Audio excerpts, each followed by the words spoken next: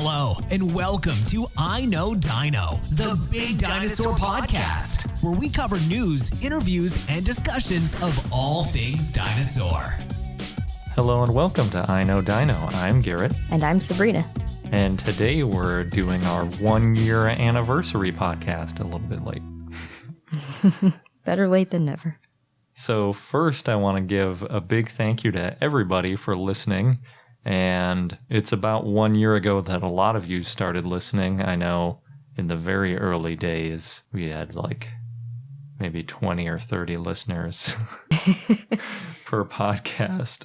But then luckily we got featured on iTunes and that bumped us way up and, you know, we got to the thousands of listeners level. Yeah, and now we're regularly interacting with at least some of you, which we really enjoy. So reach out to us whenever you want. It's been great, and we regularly post updates on Patreon as well, so you can go there and check out what's going on and what we're up to. We put some personal stuff on there so you can get to know us a little bit better. Yeah, you can find out ahead of time which dinosaurs we'll be covering. Yep. And if you'd like to learn more or you want to support us, you can go to patreon.com/iknowdino, and you can watch our video, which we probably need to update because we have some awesome new equipment that our Patreon supporters helped us buy that isn't in the video yet. Yes. So knowing us, you can expect a new video in about a year. And just a reminder, we're doing a giveaway of a book titled The Dinosaur Lords. It's a joint giveaway between us and Everything Dinosaurs Weebly with Taylor McCoy. And you can tweet or go on Facebook or like some Google pages. So really easy to enter to win. We have the giveaway posted on our blog. And you have until Friday, March 4th to enter. So it's coming up. Yep. Make sure you go through the link on our website so that it gives you credit and enters you properly into the giveaway. In our first year, we had a ton of great interviews, and we want to give a huge thank you to everyone who agreed to let us interview them on our show. So a big thank you to Pete Larson, Anthony J. Martin, Phil Currie, Keiron Pim, Taylor McCoy, Matt Martyniuk, Josh Cotton, Amaury Michel, Jim Kirkland, Jack Horner, Brad Jost, the Saurian Team, and Christopher Lowman. Yeah, they were all really great interviews. A pretty good diversity. We had some students, some long-known, renowned paleontologists, game developers, artists, another podcaster, writers, and just all-around dinosaur enthusiasts. Yep, it was a great first year that way. Yeah, we've learned a lot. It was also a really great year for dinosaur discoveries, and we talked about a lot of them, so just going to list off a few here. There's Cephaloponosaurus, Siberosaurus, Canberrasaurus, Morelodon, Ptolemaeus, Pulanosaura, Wendyceratops, Genuine Long, Hualionceratops, Dakota Raptor. Yeah, that was my favorite. Probrachylophosaurus, and Ugronaulic, just to name a few. That definitely doesn't cover all of them, but to be fair, there are 35. Yeah.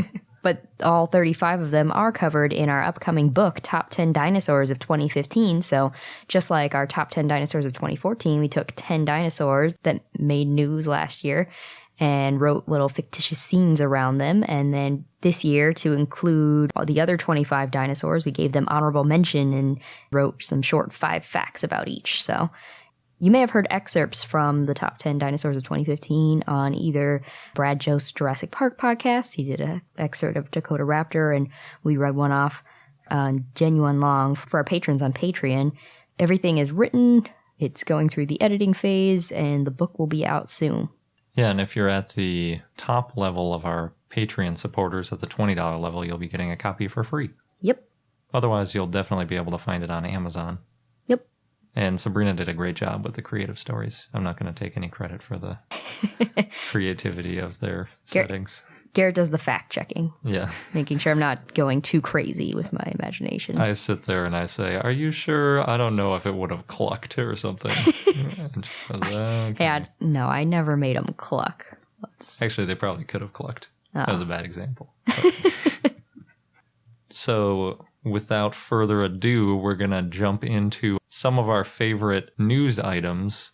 We picked kind of an eclectic group of 20 stories that we really liked. And they go through chronologically. So the first one is episode 11, and the last one goes through episode 61. And you'll hear a pretty big difference in audio quality. And while we were figuring out what we were doing with our microphones, I did manage to level all the audio, so it's not going to get really quiet like some of the earlier episodes might have been. But thanks again, patrons, for letting us get new equipment. Yes. So enjoy. A new potential Jurassic era underground dinosaur-themed museum, which is kind of a mouthful, but they're, for short, calling it Jurassica. So Jurassica is going to be really similar to the Eden Project, which is already open in the UK, and it's one of the 5 most visited sites in the UK. If you don't know about Project Eden, it's basically 2 large biodomes that are covered, and then they say there's a third uncovered biodome. And being inside these biodomes allows them to do a tropical environment, and then in the other one they do a Mediterranean environment, which obviously wouldn't usually be possible in England. But they're good for teaching kids and all that kind of stuff. So the Jurassica project is potentially going to cost about £80 million. The man who runs Project Eden is already involved with it, and so all the renderings of Jurassica have kind of a similar look to them. They have the same hexagonal roof and structure for the light to pass through. David Attenborough is also involved, and the BBC News has a fun picture of him looking down on a set of what the Jurassic Cove might look like.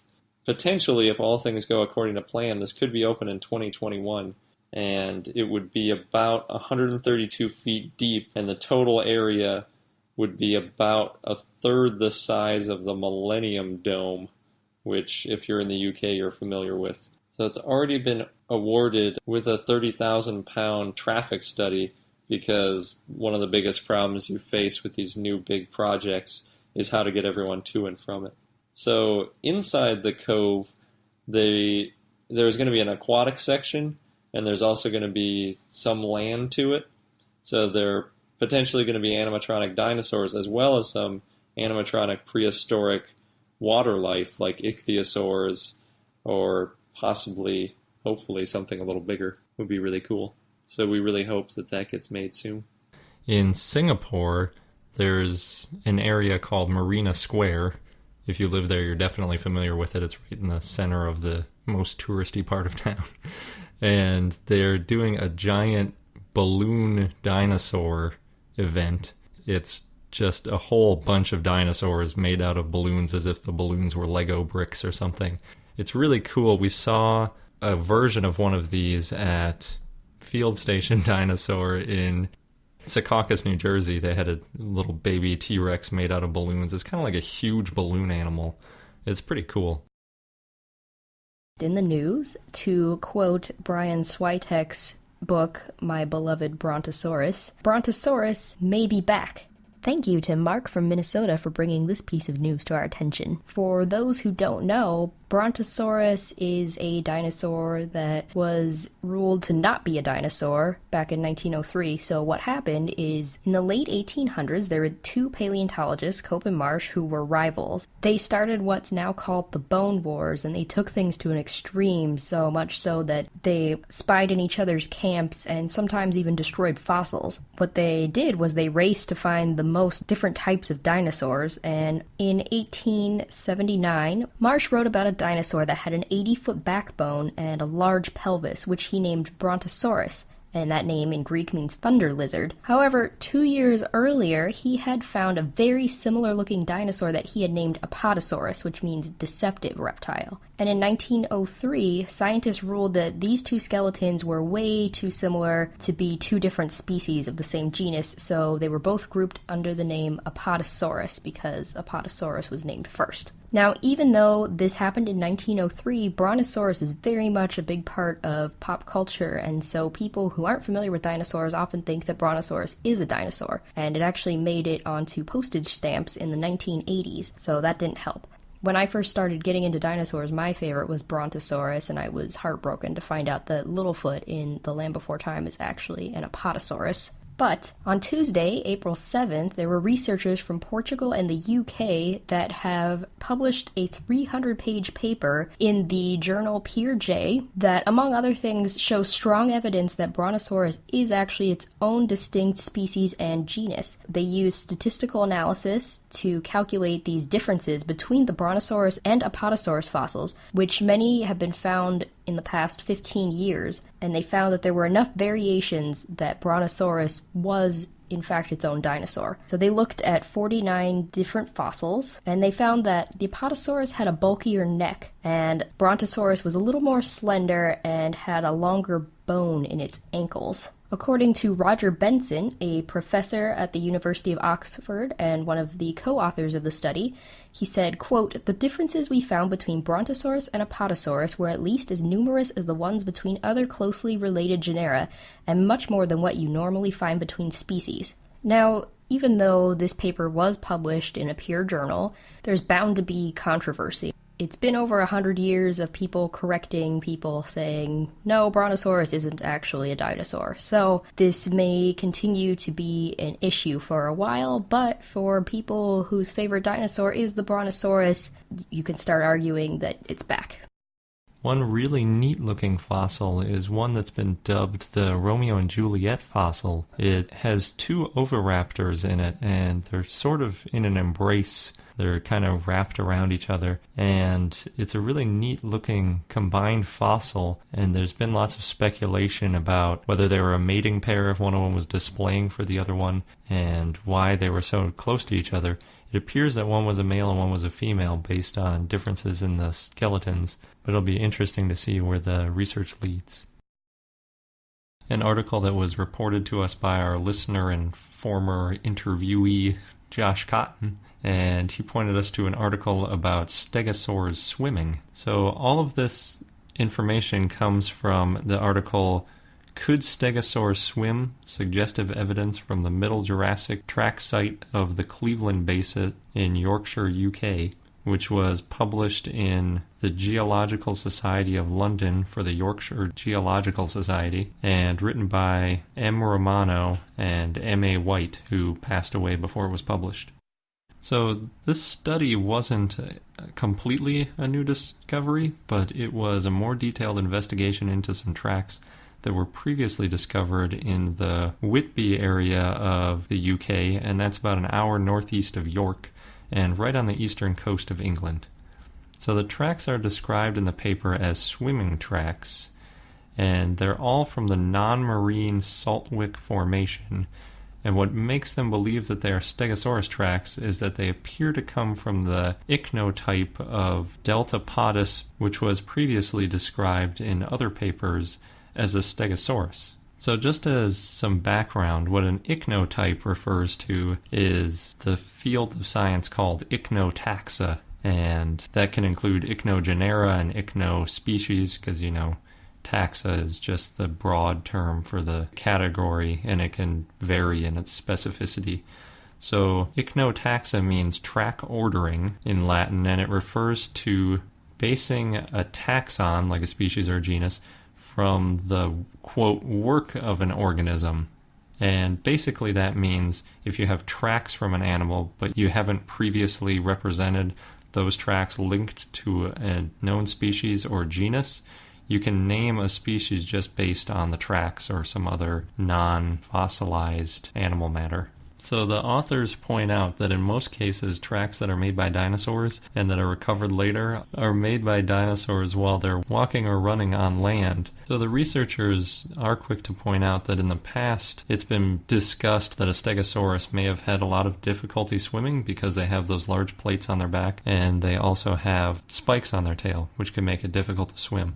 But they believe that their research is good enough evidence to show that stegosaurs actually could swim and probably did it fairly often. What they did was they were looking at these tracks where it appears that a stegosaurus walked into some water and then began to swim. There's one single piece of fossilized rock that has the path from land into the water, and you can see the transition of the footprints. And then there are separate fossils that just have swimming fossilized prints.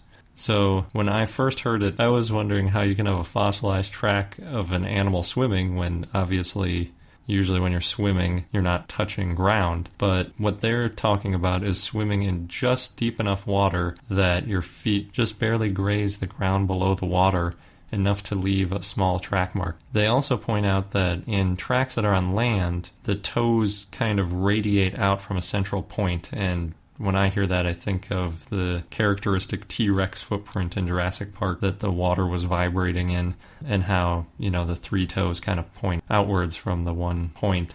But in swimming tracks, they tend to look parallel to one another, and that's because when you're doing a swim stroke, you push back and it would just be like the tips of the toes grazing in a path and not a full print of the entire foot.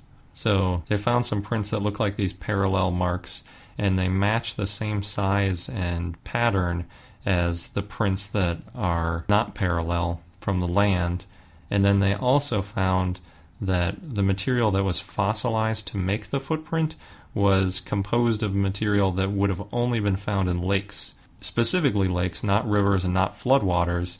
And they think that's significant because if a stegosaurus is swimming through just a typical lake, that means that it would have probably done it as a normal practice. If it was swimming through floodwaters or swimming through a river, it may have just done it to get from one place to another or to get out of a bad situation. But if it's doing it in a lake, that means that it's probably doing it just because it's one of the things it does. They also noted that they never found any track marks from its front legs, and that may have been because when it was swimming, since its front legs are shorter than its back legs, its front legs wouldn't have touched the ground when it was swimming, and it's also because it needed to keep its head above water, so if it kept its head out of the water, it would have had to raise its front legs up a little bit higher, and it gave them some ideas for what it might have looked like while it was swimming. There's a new show called T-Rex Autopsy, and this show is supposed to be about them dissecting a somehow preserved 43-foot-long T-Rex and the different experts that they have there. The trailer looked pretty cool because they actually made this huge dinosaur, and then they actually did a publicity stunt in London where they drove it around on the back of a flatbed truck going by Trafalgar Square, the House of Parliament, London Bridge, and Buckingham Palace. So there are all these pictures all over the internet of this weird dinosaur under a sheet on the back of a truck. Kind of a funny little article titled, "Enjoy Water? You're drinking dinosaur pee." And it was actually published as a video, and it describes the statistics behind where water molecules have been in the past. Archimedes... Jumping to a totally different topic. Archimedes supposedly took a bath a long time ago, and he, while laying in the tub, discovered buoyancy. And he supposedly jumped out of the tub and yelled "Eureka" and ran through town because he had figured out how buoyancy works. When I was in college, we did a little exercise where we figured out how many molecules in a glass of water came from a bathtub, specifically Archimedes' bathtub. So if you say there's 50 gallons of water in the tub, by the number of gallons in the world and all that, you can kind of estimate it. And it works out to be about 6 molecules in a glass. But there are a lot of molecules in a glass, so that's not very many. This article goes a lot more in-depth into it than a simple number of gallons divided by the total number of gallons on Earth. And part of that is because different areas of water exist on the planet. So there's the polar ice caps, there's the oceans, there's waters, there's lakes, there's streams, and all this stuff. And water gets trapped in these different areas for long periods of time before it makes it over into another area. So the polar ice caps can hold water for thousands of years, and because of that, humans haven't really had enough time to go through all the water on Earth. If it takes tens of thousands of years to get out of the ice caps, and humans have only had a really high population for a couple thousand years, we haven't really drank in all the water yet. But dinosaurs did. Because dinosaurs were around for such a long time, and they drank so much water and ate so much plant life that was full of water, they almost certainly got through just about every molecule that is on Earth. Just playing devil's advocate, I feel like I have to point out a couple of little side notes. So not all the water that's here now was around at the time of dinosaurs. comets bring water in small amounts to the Earth. And then the water cycle isn't as simple as just water goes one place and goes another place. Water and carbon dioxide are combined to make sugar and oxygen in the plant photosynthesis cycle. So it's not the same water that a dinosaur had because it's been turned back into oxygen. So it's really more accurate to say that you're drinking the same hydrogens and oxygens that were around back when dinosaurs were around. In an interview with Wired, Industrial Light and Magic's senior video effects supervisor, Dennis Murin, explains why they chose to use motion capture in the recent Jurassic World movie. So it's pretty unusual to use motion capture with things that aren't humans. Usually you use it in like capturing stunts, or you'll use it to capture something like the Golem character in Lord of the Rings moving around and then they map it. But if you're doing something like a dragon or a dinosaur or one of these big monsters or something, it's more common to just make the CGI rendering without any motion capture because it doesn't come easily from the motion capture. Dennis points out that although talented animators can add a lot of detail to moving creatures, using motion capture gave the animals in Jurassic World their own personality as a real person moved around, and it added subtle differences and complexity to the characters that you wouldn't really ever see if they were just modeled and animated without the motion capture. He believes that their motion capture of these dinosaurs has set a new bar for realism, and he thinks there are a couple of things that cause that. So the actors, while they're pretending to be dinosaurs, are impacted by gravity and their environment and other laws of physics that make them move much more realistically than if you put it in a computer and you can make it do whatever you can imagine. So he says that it kind of adds a feeling of weight to the characters, because as they walk, you can see their weight shifting in the exact way you would expect it to, rather than, sometimes they look like they're floating or just effortlessly moving in other films. For the 4 raptors in the movie, they actually cast 4 different actors, and they would always use the same actor for each raptor, which gave continuity of the characters, which I just loved. Then they would work on matching how the humans' movements would relate to a dinosaur, and then they brought it all together into a form that they could use. Finally, the last thing that they did to make it a little more realistic is they mapped skin over tissue on the dinosaurs to give them a more realistic look, which they think paid off in a big way, especially on Indominus Rex, and I tend to agree. Sabrina and I finished Lego Jurassic World, and we have quite a bit to say about it. I think this has the potential to be the best Lego game in terms of being able to smash and the storyline and everything, except that it is so glitchy. Yeah, so we played it on Steam, which is the PC version of the game. It's gotten pretty popular. I mean, they sell a lot of PC game versions of it, but it's also released on Xbox and PlayStation and 500,000 other things. So if you're playing it on a different system, you might not have the issues that we had, but we had a ton of issues. Even from starting the game, sometimes it wouldn't start and you'd have to restart it over and over and over again, and eventually it would get going, like trying to start a 50-year-old car, except it's a game that you just bought that's brand new. There was one glitch where the first time you get a Triceratops, I think we might have mentioned it, it glitched and it was permanently running in one direction and you couldn't do anything about it, so you had to exit the level and start all over again. Yeah, sometimes we'd be in the middle of a level and for whatever reason the character would just fall out of the game. Yeah, like if you've ever played a game where you fall through the map and you're in like that weird empty Matrix world where it's just black floor, white sky, and you're just falling perpetually, and then you gotta exit again, and that's super frustrating. Start all over, and then it didn't always save. Yeah, it didn't always save either. Apparently people have had issues with corrupt save games, which would be kind of heartbreaking to have to start all over again. There was one time we were in a battle between 2 of the dinosaurs, and we kept doing the same button combo, and it would do its little attack, and then it would just do it again and again and again, and after about 10 of them, we thought, I think something went wrong here. So we exited and got back in, and then finally there was an extra button that wasn't showing up for some reason, and then we could finish it. But when it is working well and we play as the dinosaurs, it's awesome. Yeah, it was great.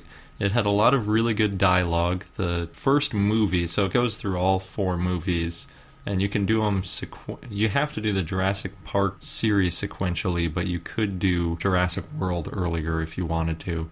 But the original Jurassic Park used all the dialogue, just cut clips from the original movie, and I think because they did it that way, it was a little bit echoey and not as clear as some of the other dialogue. The 4th movie, the Jurassic World, actually had original dialogue recorded by Chris Pratt and some of the others, so it fit perfectly where they would say like, oh, what's going on with that pipe or whatever, rather than just clips. So that was probably the best put together one. And then, of course, they had the iconic scenes and then typical Lego humor, so none of the characters die in the games. They just get swallowed up and spit out, or they're living in a creature's stomach for a while or something. And I think one of my favorites is, I forget the character's name, where in the first movie in Jurassic Park, and he is fending off the raptors, and he's got that line that says, "Clever girl." Yeah. And in the game, it's because the raptor has filled his gun with a banana and then pops up out of the bushes with a bunch of fruit on its head. Yeah, that was a good one.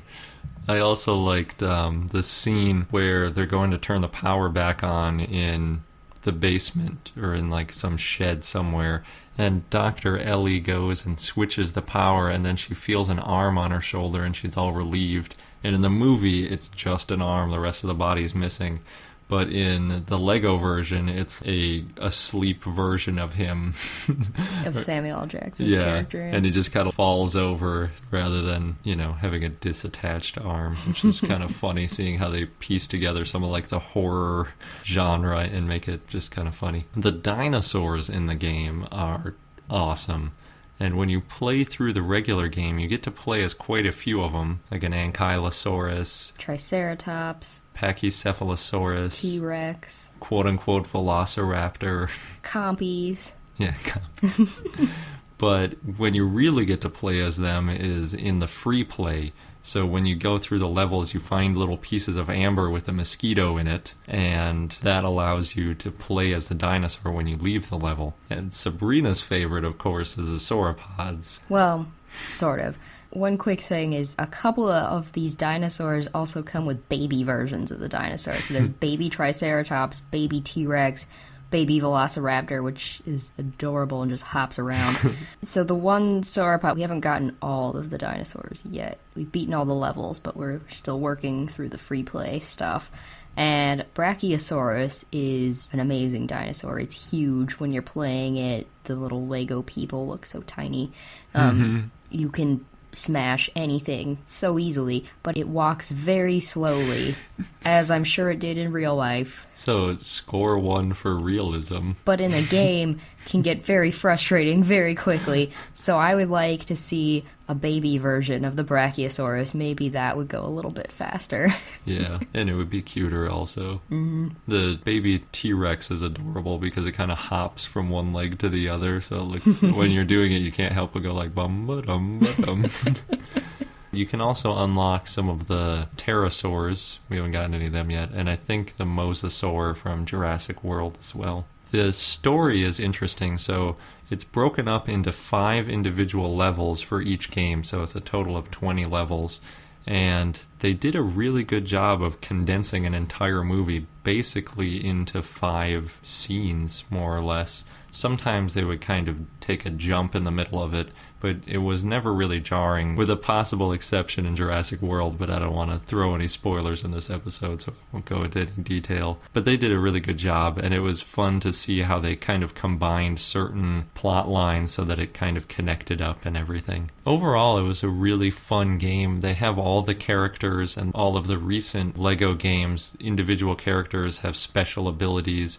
And in this one, they added a feature where when you're switching characters, it tells you what all their abilities are, which was one of the frustrations of earlier LEGO games where you would try to remember, like, who has that wrench?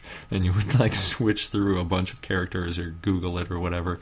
In this one, you could, when you're in the character selection, it tells you right there. Oh, and there's a lot of really cool vehicles, so you can use that gyrosphere from Jurassic World or the motorcycle. They have the original Jeep from the movie, as well as the one that follows the rails that gets smashed in by the T-Rex. And lots of cool cars and stuff. So overall, I think as a dinosaur enthusiast, it's a great game.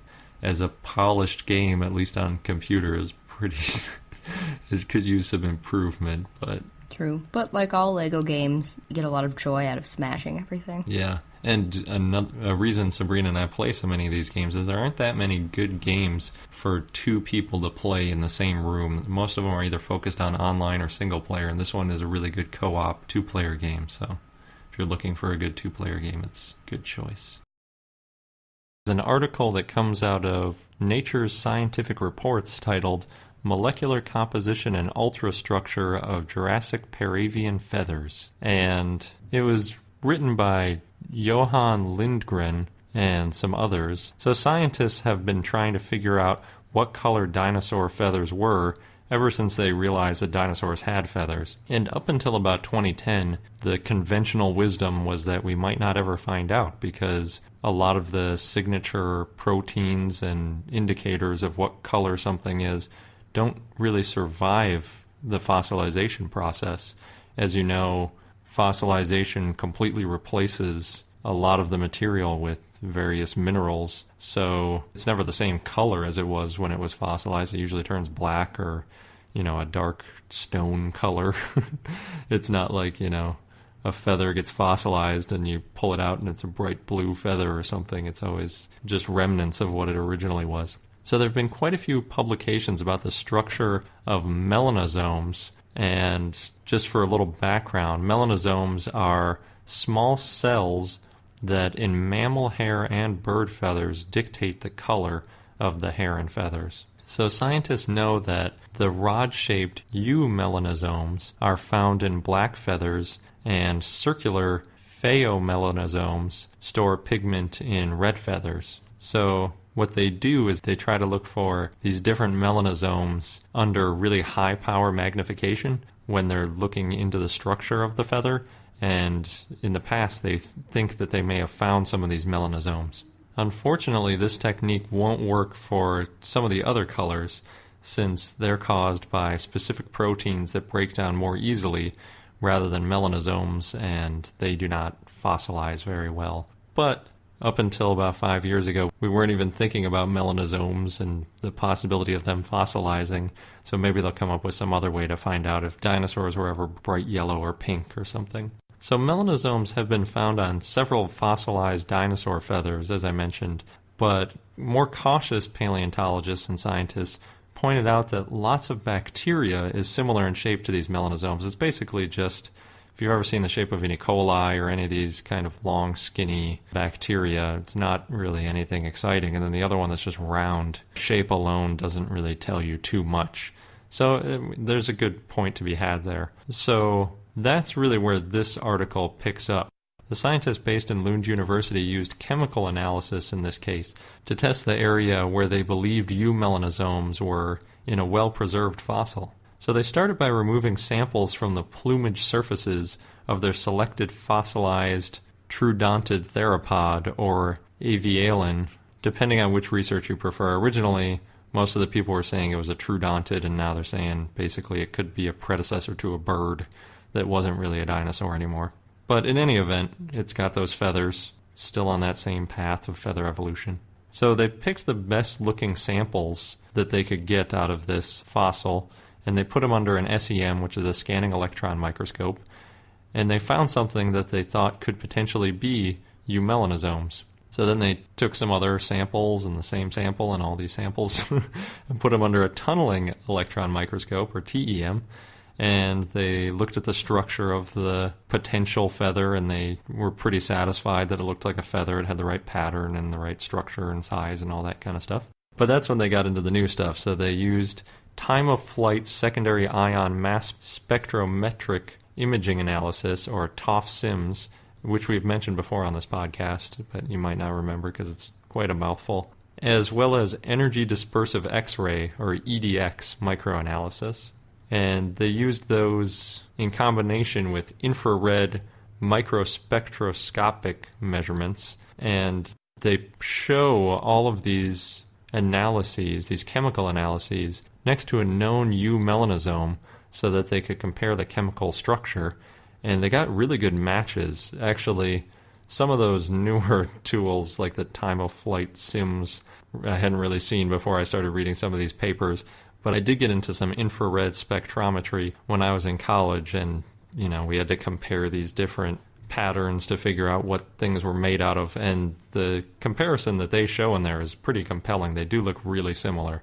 So I think most scientists looking at it would say that it does look like a eumelanosome based on the chemistry.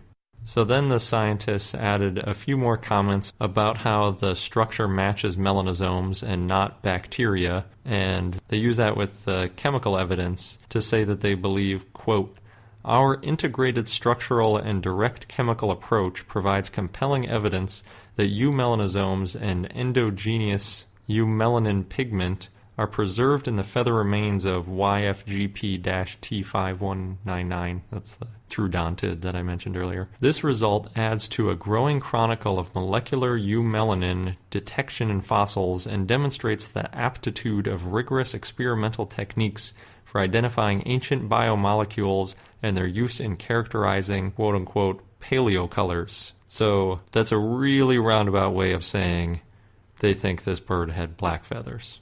Or pre-bird, or trudontid. But yeah, good science shows some good progress in the understanding of colors. I really hope they figure out a way to find these other colors.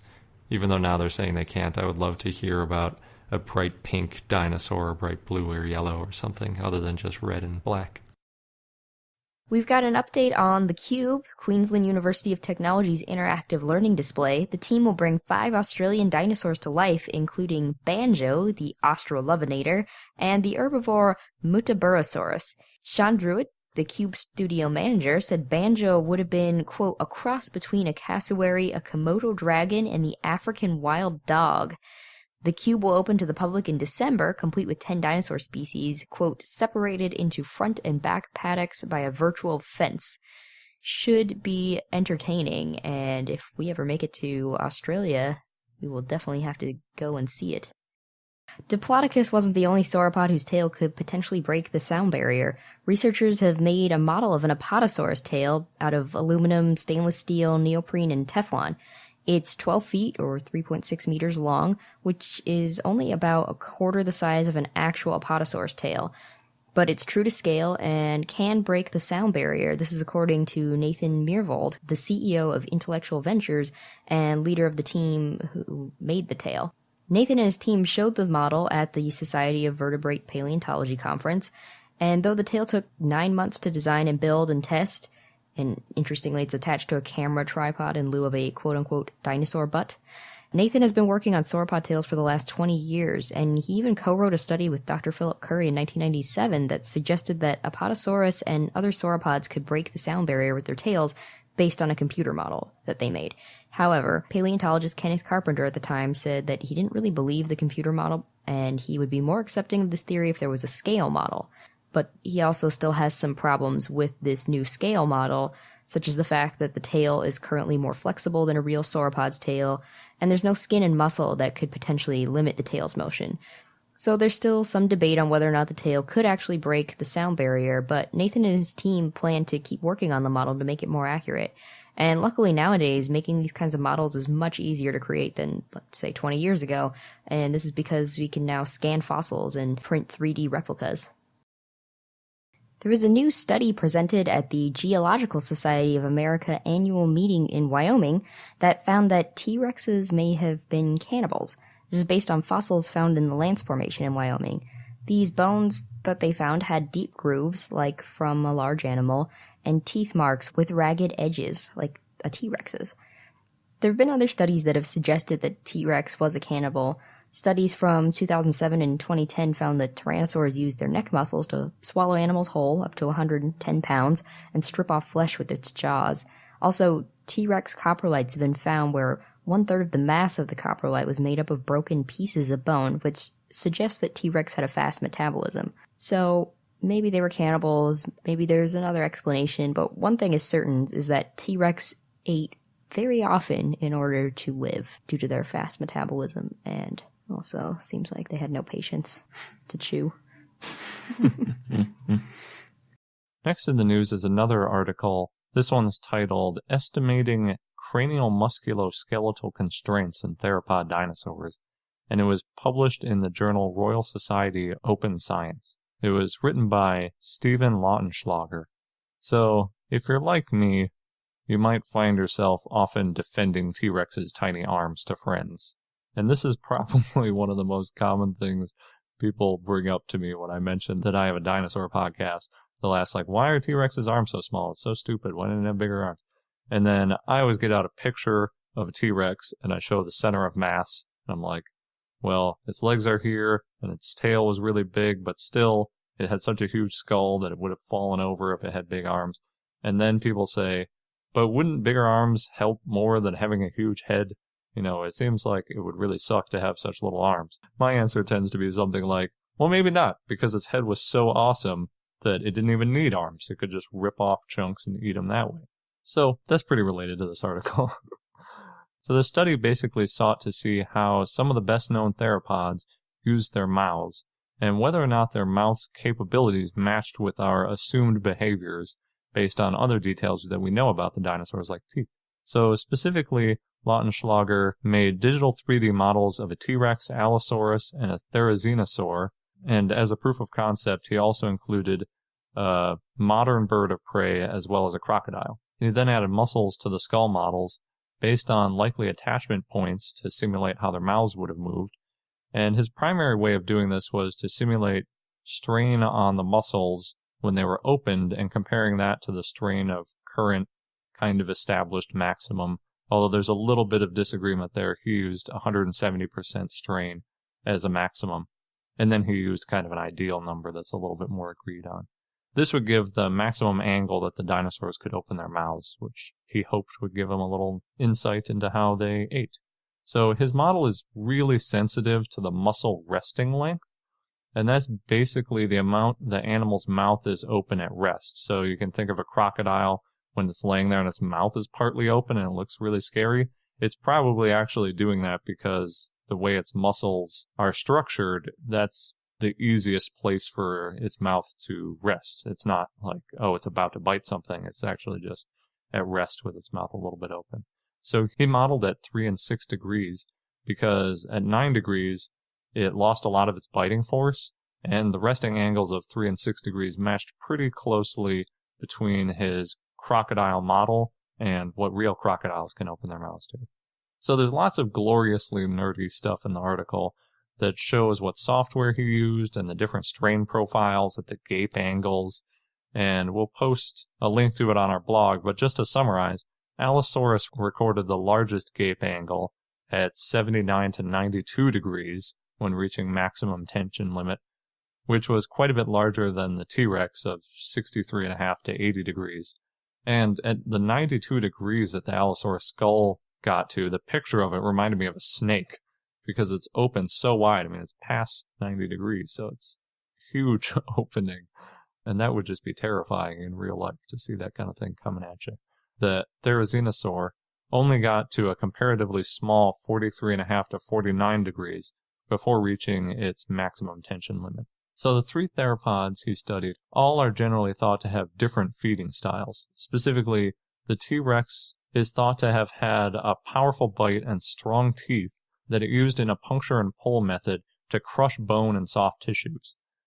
The strain model shows that the T-Rex would have maintained a powerful bite throughout the range of motion, which could have allowed it to have that bone-crushing ability that we've heard about, so there wasn't any conflict there.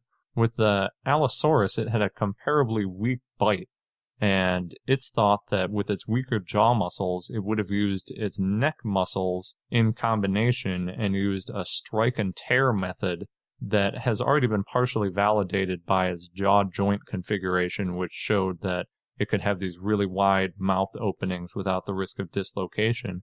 And obviously this article showed that it could open its mouth really far, so that's further support. And then finally, the Therizinosaurian, with its relatively small gape, also makes sense, as they point out that living mammalian carnivores typically have much wider bites than herbivores, which matches the assumptions made about their small, densely packed, leaf-shaped teeth, indicating that it was probably an herbivore, so that also matches. He did mention that his models are simplified and they don't account for his muscles routing around other bones or muscles, but he believes that it's a good comparison tool. And considering his results already have a fair amount of sensitivity to the resting gape angle, it doesn't seem like these slight omissions in his model would have been a huge issue. So Lautenschlager hopes that this technique could be applied to different muscle configurations and interactions in the future, and obviously we could use similar models on other dinosaurs to get ideas about their behavior as well. And next in the news, thanks to Marky from Facebook and Chris from Twitter for sharing the links to this story with us. More than 100 sauropod tracks from the Middle Jurassic have been found on the Isle of Skye by researchers from the University of Edinburgh. Dr. Steve Brusette led the team, and it's an exciting find because not many fossils have been found yet from the Middle Jurassic period, which was 174 to 164 million years ago. But a lot happened during that time. Pangea started to break apart into the continents we live on today. Desert areas became flooded and tropical, and many animals either died out or adapted, such as new reptiles spreading out in the oceans, mammals rapidly evolving, birds possibly first took wing then, and tyrannosaurs and stegosaurs started to appear then. There's a lot of fossils found from the early and late Jurassic, according to Steve Brusette, though, which makes it frustrating to not know as much about the Middle Jurassic. And according to the BBC article, which is this wonderful kind of mix of film and imagery and text, and we'll be posting the link on our blog, quote, Skye is one of the few places in the world that has fossil-bearing rocks from the period, meaning new discoveries made here have the potential to answer some of the major questions scientists have about how life forms evolved the way they did, end quote. The first dinosaurs found in this area was in 1982 of an iguanodon-like ornithopod footprint. It was 18.5 inches or 47 meters long. And since then, bones of sauropods, theropods, and an armored thyreophoran, which is a group that includes stegosaurs and ankylosaurs, have been found. And in 2002, a local woman found a small ornithopod footprint while walking her dog. 15 other footprints were found, all in the original rock strata, which makes it easier to figure out when exactly they're from. Neil Clark from the Hunterian Museum in Glasgow said he thought they were from a dinosaur similar to Megalosaurus. A lot of the finds on Skye have been found by Dougal Ross, who has been collecting fossils on the island for nearly 40 years and set up the Staffen Museum. One fossil he found, according to BBC, was the footprints of an adult theropod with 10 smaller individual footprints, which suggests a parent that took care of its children. So the big find on the Isle of Skye was Steve Brusette, Tom Challens, and their team, which included Shayna Montanari, who we talk a lot about her article. She writes great ones on Forbes, and Mark Wilkinson, were looking for more ichthyosaur fossils from the Middle Jurassic. But they ended up coming across some strange lumps in the ground, which were hundreds of sauropod footprints, some of them up to 28 inches or 70 centimeters across, in Duntulm on the Isle of Skye, which is an area known for footprints. These footprints formed trackways. They weren't just isolated footprints from back legs and front legs, and because these footprints were in the rocks where the original prints were made and not broken off and detached from their original site, they can tell paleontologists a lot about the sauropod's environment, such as how they behaved and possibly even how they changed. These footprints were probably from primitive sauropods. They had large thumb claws and straight digits on their feet. But the team needs to study the prints more to determine exactly what type of sauropods they were. Right now they estimate they're similar to the groups Breviaropus and Parabrontopus. These are both ichnogenuses, which is defined as a taxon based on the fossilized work of an organism. Maybe you recall in episode 2 when we interviewed Dr. Anthony J. Martin. He's an ichnologist, and he studies not the fossils of dinosaurs, but things that they left behind, such as footprints. So what's really interesting about this discovery is, to give a little bit of history, scientists originally thought that sauropods were semi-aquatic because they were too heavy for land and that they spent a lot of their time in swamps. And we've talked about in previous episodes that Brachiosaurus, for example, scientists thought they lived in swamps or hung out in swamps. But then in the 1960s and 70s, paleontologists learned more about sauropod posture and growth and then concluded, no, they were actually land animals. But these newly found sauropod footprints in the Isle of Skye were from what was a marine lagoon at the time. And this has led Steve Brusette and his team to rethink how sauropods lived. They wrote in their paper in the Scottish Journal of Geology that these footprints provide evidence that sauropods lived in a submerged lagoon for many generations, and these lagoons could have helped them maybe cool down or protected them against predators. The site of the trackways, therefore, is pretty important, and it will probably be pretty eye-opening in terms of how sauropods lived and how animals in the Middle Jurassic lived.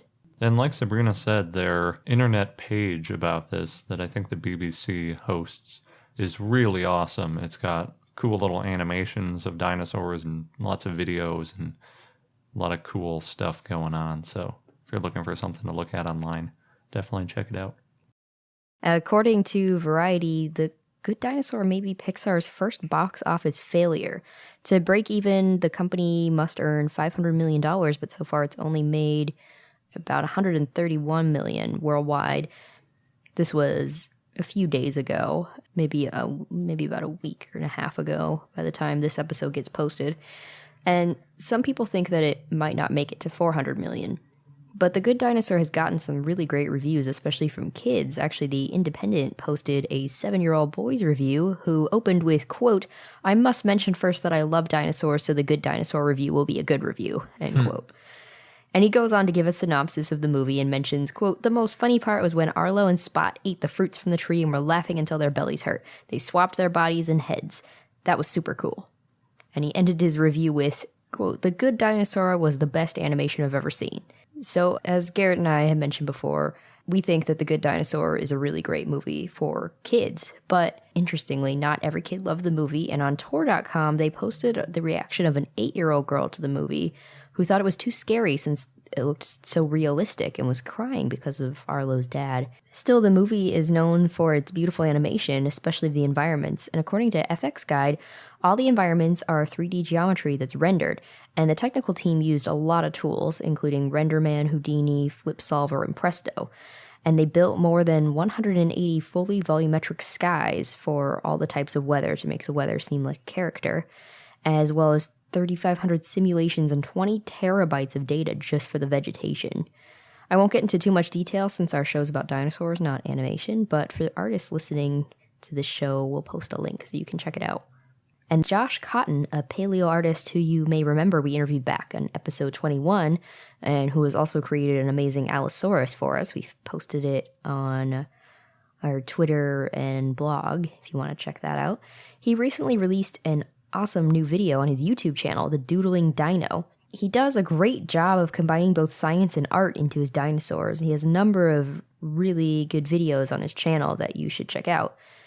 And his latest video is called Scientific Artist Reimagines the Good Dinosaur. It's a little under 19 minutes long, and we'll post a link to it on our blog. And during the video, you can see him create a digital sculpture of a reimagined Arlo. And as he recreates Arlo, he explains the science of the Good Dinosaur and points out the things that the movie missed. For example, Arlo, the Apatosaurus, would have been extinct long before the movie took place, since Apatosaurus went extinct about 80 million years before the asteroid hit Earth, or missed Earth as it did in the Good Dinosaur.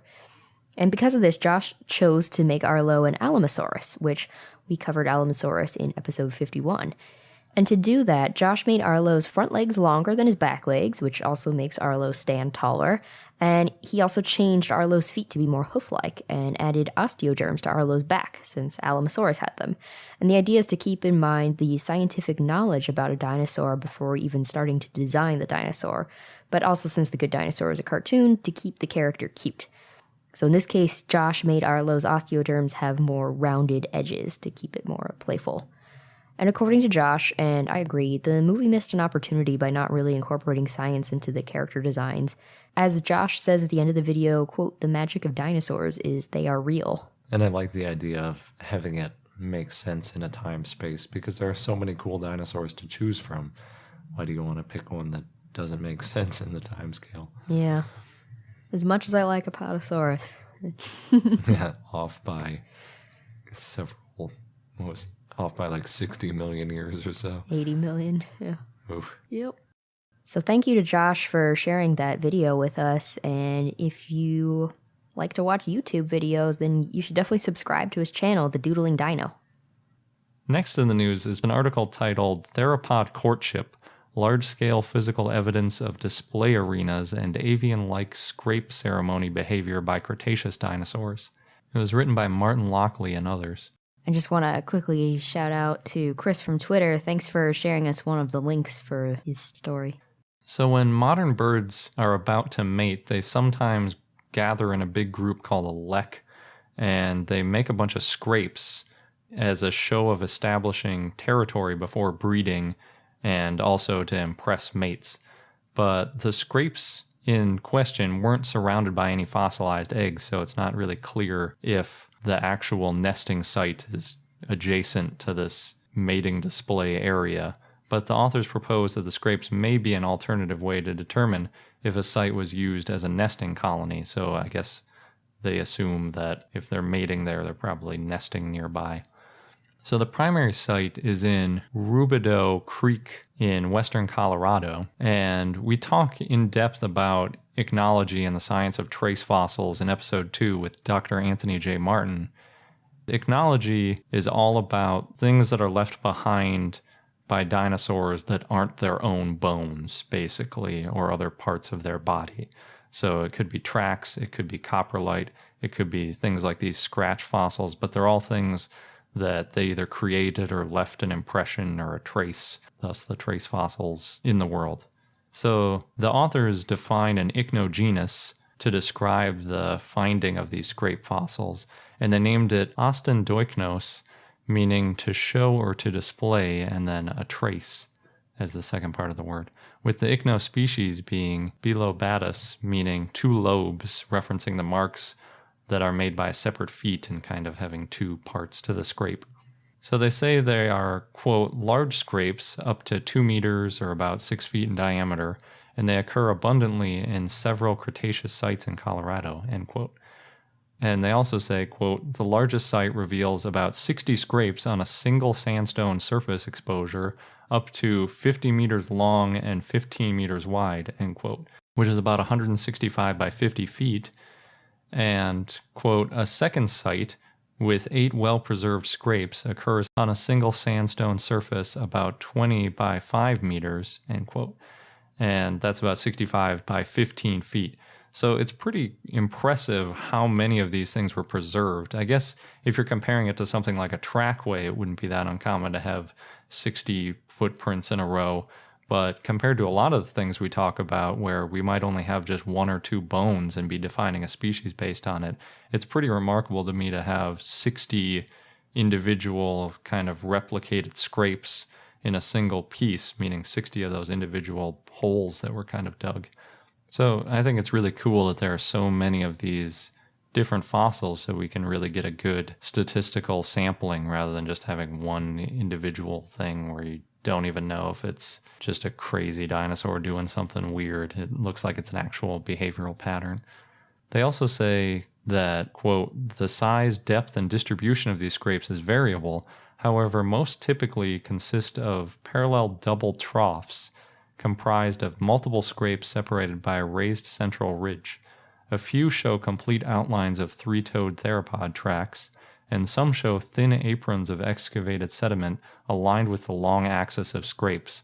So basically like if you were digging and you were piling all the dirt up on one side rather than piling it up all the way around. They also point to 2 other sites, one each in eastern and western Colorado, where more of these fossils have been found. Quote, they constitute a previously unknown category of large dinosaurian trace fossil, inferred to fill gaps in our understanding of early phases in the breeding cycle of theropods, end quote. And they're found in a specific type of rock called Dakota sandstone, which the authors say hasn't yielded many body fossil remains, but they're great for fossil remains like tracks and these traces. It's especially interesting because this is the first physical evidence that dinosaurs behaved similarly to extant birds while mating. And it's really difficult to find this kind of thing because usually any sort of behavior doesn't fossilize very well outside of tracks and a couple other simple things. So it's pretty fascinating. I did wonder if there might have been another possible reason for these scrape markings, and when I first saw the article titles, I was pretty skeptical of it. But the authors do a really good job at describing why they believe so strongly that they are mating displays rather than just some other alternatives. And they talk specifically about 3 alternative theories that do seem like some of the more obvious ideas. So one of the alternative theories they talk about is that they might have been actual nest sites or nesting colonies, meaning maybe they dug these holes and that's where they kept their eggs, which wouldn't really be anything that remarkable. We've seen other nests before. They say that this is unlikely because they didn't find any indications of eggs or a nest rim. So like I was saying, they kind of dug a hole, but they piled all the dirt up on one side, and most nests that you see, they pile the dirt up around the edge of the nest to kind of protect them and prevent eggs from moving around too much. And there aren't any imprints of where eggs had been or any egg shells or anything like that. So that seems pretty unlikely that it was just a nest. Another possibility they looked at was, were the dinosaurs digging for something else, for instance, food or water or shelter? So they said if they were digging for water, you'd expect water to pool in the bottom of the hole that they dug. And if water pooled there, it would wipe out the traces of these claw marks that they saw. So that didn't seem very likely. They said that if they were digging for food, which may actually be a pretty good guess, since there has been evidence of a Deinonychosaurid with a claw that had gone through a burrow. But in these cases, there weren't any burrows found in the proximity. And since there were so many of them, if they were digging for food, you'd expect there to be at least some burrow or, tunnel or something where it looked like the dinosaurs had a reason to dig for food there. So that doesn't seem too likely. And as far as shelter goes, they don't believe it resembles a likely burrow structure. And they think that burrows are pretty rare for dinosaurs anyway. So the idea that there would be so many burrows in this one little area seems a little bit weird. Another possibility was that they were territory-making scrapes. And the main place we see this is with things like cats, both domestic cats and the big scary lions and stuff. When they mark their territory, they'll scratch and then they'll also mark it with urine at the same time. But the authors point out that birds are water-conserving or eurycothelic, and no animals in that group use scent to mark their territory. Plus, this area was likely too wet for marking territory to work well anyway, so that's probably not the cause. So after all that, they think that the most likely answer is that they were making these scratches to impress females. And in modern birds, we see these large groups of males competing for a female's attention in the activity, like I said, called lecking. And the size and shape of these holes that were dug are pretty similar to what you might expect if a dinosaur was going to do some lecking. So it makes a lot of sense that that's the most likely answer. They also said that while they were doing this lecking, they were probably also making a lot of noises and flapping their arms all over the place and doing stuff like that. But none of that fossilizes, so it's pretty cool that they found evidence of it through these scrape marks, because it's the only kind of thing that would fossilize out of the process. One thing that comes to mind is the show Dinosaur, where Earl teaches his son Robbie the mating dance, and there's a lot of jumping around. Yeah, that was the first thing I thought of too. And then I thought, are they just saying this because of the show Dinosaur? But then it looks like there's a lot of good science behind it. The Titanosaur in the American Museum of Natural History is going on display. And the reason I said the Titanosaur is because they haven't actually given it a scientific name yet. It's going up in the American Museum of Natural History, which is Sabrina and my favorite museum. And it's going to be totally awesome. Actually, it is totally awesome because it went up early January 2016. It's a full-scale replica, 122 feet long of it, and it's an unnamed titanosaur from Argentina. The original fossil was discovered in 2012 in Argentina, and Peter May, president of Research Casting International, explained the process on the American Museum of Natural History website. We're going to play a little clip.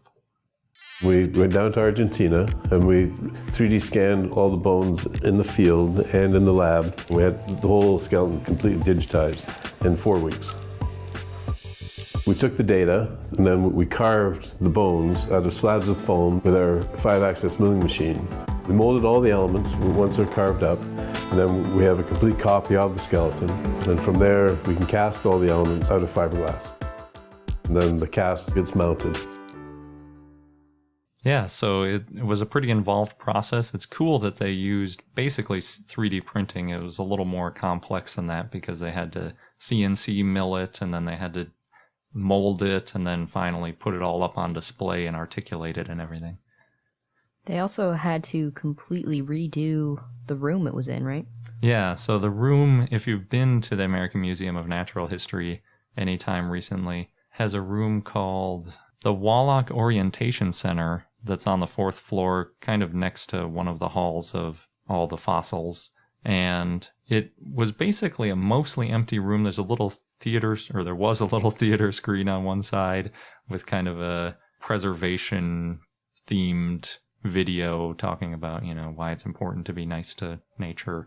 And then in the middle of the room, there was what a normal person would say is a pretty large dinosaur. It was probably like 20 feet long. But this one was like a rubberized, realistic, it wasn't a skeleton. It was a recreation of a dinosaur. I think it was a Borosaurus or something, some kind of sauropod. But in the middle of the room, they had to obviously take that out in order to fit this 122-foot-long dinosaur in there. And even with that, its head is still sticking out of the room because even curling it up a little bit, they couldn't get the whole thing in this orientation center. So pretty cool. They said that even though the replica is made out of relatively light materials, mostly fiberglass, they still needed to add extra steel reinforcement because it had such an extraordinarily long neck and tail. We need to make a trip back to New York sometime soon so we can see this Titanosaur. Yeah, it sounds awesome. I have to mention, because I keep seeing this thing everywhere, and it's an inflatable T-Rex costume. So this week I saw at least 5 more videos of people wearing this T-Rex costume and doing all sorts of crazy things. The most impressive one so far is someone doing parkour in a gym. Then I found out why. So you can buy an inflatable T-Rex costume for about $70 to $100, and it's actually licensed from Jurassic World, and I think it came out around the same time as Jurassic World did, so I don't know how I missed it when it came out. But it's really fun to watch people doing all these crazy things. Since it's inflatable, it's very puffy, and the head is quite a bit above your own head. You see through the neck of the T-Rex. It stands just like Barney, the tail's on the ground behind you, and then the head's vertical. That way when you're walking around in it, it pretty much covers your whole body. It's got a small fan powered by 4 AA batteries to keep it looking like a dinosaur and not getting all deflated. I'm not sure exactly how comfortable it is inside it, but people seem to like it. If you can do... I'm watching the American Ninja Warrior clip right now, and it's impressive if you could do flips and jump onto multiple objects and swing and... Yeah, he does hit his head a little bit because it sticks up so high above his own head. That's true, and the T-Rex head gets a little bit floppy sometimes when he's landing. But since it's inflatable, I think it makes it easier to do stuff like that. If you're wearing some rigid thing, it would probably knock you over if you hit the inflatable part. Including that head above your own head, it's 7 feet or 213 centimeters tall. It's 2 feet, 61 centimeters wide, and it has a 33-inch or 84 centimeter long tail. Because it's 7 feet and you look through the neck, it's probably too short for me since I'm 6'3", and it's probably too tall for Sabrina. Oh no. That's a bummer. We might be able to make it work. We'll have to look at it. One purchaser wrote in her review, quote, "We now have both T-Rex and Godzilla costumes, and this is how disagreements will now be handled from now till the end of time. Let the good times roll." That's amazing. I think that's pretty awesome. I think we should follow that. It does sound fun. I'd rather get 2 T-Rexes, or maybe a T-Rex and like an Indominus Rex, but I don't know if they sell that one. Yeah, if they have another dinosaur. So it looks like they're out of stock at most places, and they're definitely very popular because I see these videos everywhere. We've been posting a few of them too on our social media networks. Yeah. And because of that, the price has gone from about $70 up to about $100. And even with that, it's out of stock almost everywhere. And we'll post a link to this parkour one I found today because it's by far the most impressive. It's impressive enough to be able to do those moves without a costume on. Yeah, that's what makes it really great. And that's it for our top 20 news articles of our first year. I hope you enjoyed them. We left out the dinosaur discoveries because those are covered in better detail in Sabrina's book. It's also just too hard to pick. Yeah, and they tended to be really long, so if we put in a few of those, we would have gone way over an hour, and we were already over an hour, so we didn't want to make it too long. Yeah, but it's been a great first year. As I said earlier, we've learned a lot. We've connected with some amazing people, and overall, it's been a fantastic experience, and we're so glad that we're able to keep doing this. And we hope to have another awesome year, 2016. And as always, if you're interested in supporting us and helping us get through our next year, you can go to patreon.com/IKnowDino and pledge a small monthly donation, and we'd really appreciate it. Yeah, we jump up and down every time we see even $1, so. Yeah, it's great. It really does make us feel warm and fuzzy inside, like we say in our Patreon video. It does. Just a final reminder about our joint giveaway with Everything Dinosaurs Weebly. You have until Friday, March 4th, and you can enter on our website. There's a blog post about it, and we made it sticky, so it's at the top. Good old sticky posts. Yes. Thanks for listening, and until next time. Thank you for listening to I Know Dino. If you have any questions or comments about dinosaurs, we'd like to hear from you at plesiosaur@iknowdino.com. And for more information on dinosaurs, go to iknowdino.com or follow us on Google, Facebook, Tumblr, or Twitter at I Know Dino.